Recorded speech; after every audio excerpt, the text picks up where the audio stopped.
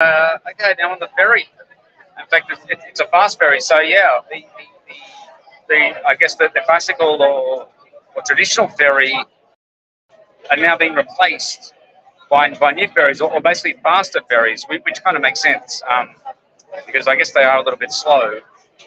In fact, I was saying, say the Sydney ferry. Well, maybe not. Maybe it's just well, I guess they are, but yeah, they're kind of being replaced, which I think is a good thing.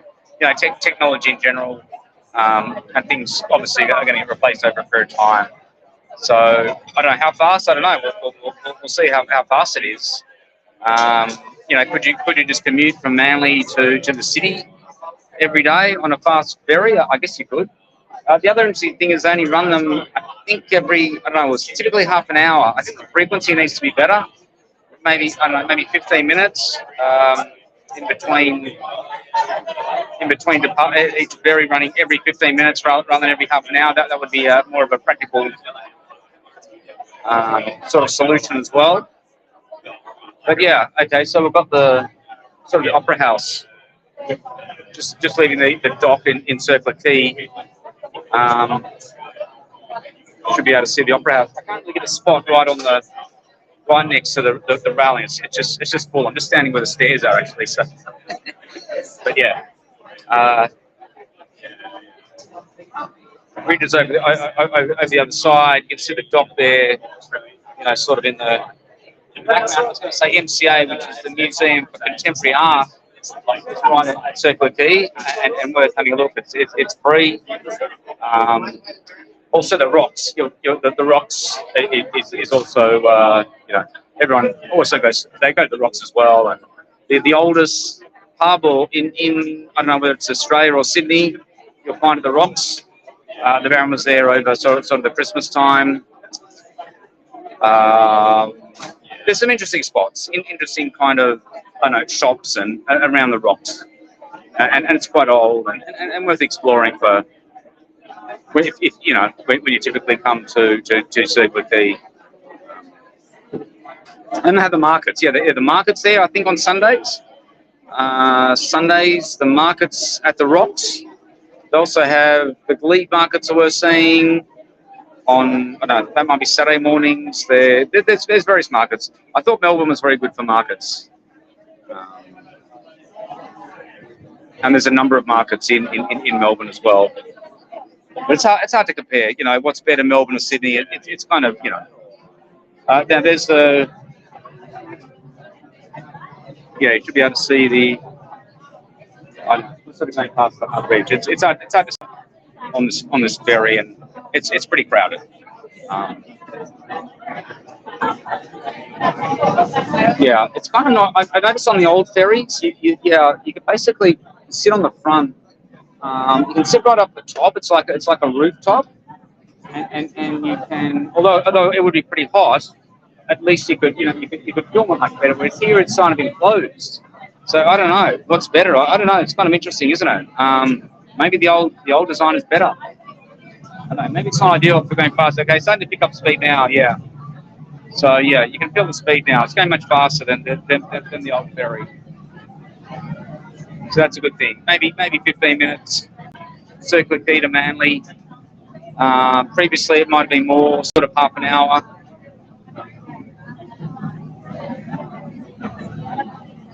I don't know. Could there be a rail around the northern beaches? That could be very practical. They built a metro. You know, you could have some. To me, maybe that's better than they've just been spent. I don't know how many sort of billion sort of to go from Epping Uni to the city via sort of Crow's Nest, Barangaroo. It is kind of duplication.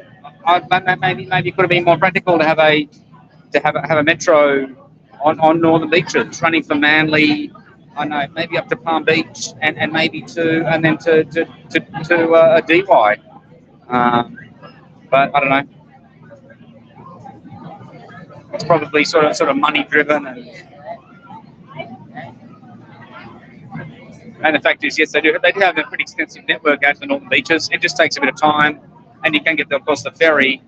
And that's a beautiful thing about Manly. Is you can get a ferry from Circular Quay, but you can also get a ferry to Watson's Bay. and there's beaches at Watson's Bay. Bondi Beach, well, yeah, Bondi Beach is interesting because the train line only goes to Bondi Junction, and then you could walk, but yeah, you sort of have to get a connecting bus. It would be good for the train, or I don't know, maybe a light rail or something to get to Bondi Beach. It's just not really.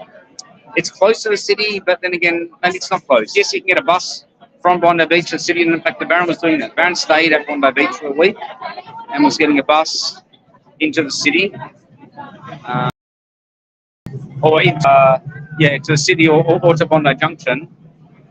But ideally, yeah, have some sort of train which goes directly from the city to Bondi Beach would make it much more practical. So, sort of getting a bit of a, you can sort of see the water here. Yeah, okay, see a little bit of the water. I just can't get around the rail. It's just quite full. Maybe there. Maybe if I could stream the back, should be able to see the Harbour Bridge in the background.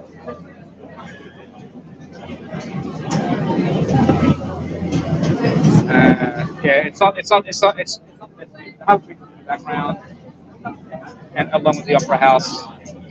I don't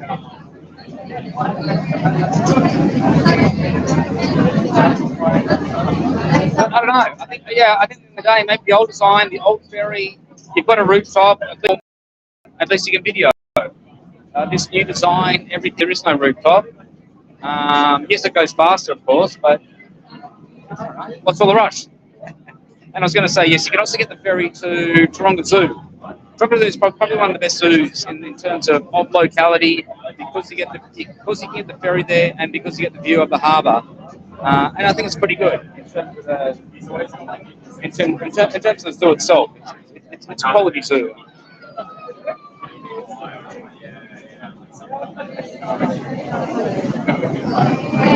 And that's at Mossman. Yeah, the zoo's at Mossman. So yeah, I guess everything costs money. So, but that's economics. You have to make decisions on where you spend your money. I guess the Baron, budgets on accommodation. Can't be out of a tent. So not every night, but a lot of hostels. Sydney is the most expensive probably place in the world. Accommodation now, it's not like 20 years ago, but we're talking accommodation in the order of, I don't know, Sydney probably minimum now, cheap hotel maybe $250, $300. So, and Baroness camping, Lane Cove National Park, I think $30 a night. So you can see the comparison. You can get hostels from $45. I just booked a hostel on the Monday before I leave to go to Coffs Harbour, and that was, I think, $50. So we're looking around $50, $60. Wake up is a little bit more expensive. I think staying at Bondi Beach is very good. Staying at a hostel at Bondi Beach, there's one on Lamrock Avenue, which the Baron stayed at, and there's also Wake Up. Wake Up, I think, is about $80, but it's a sort of a modern hostel. So,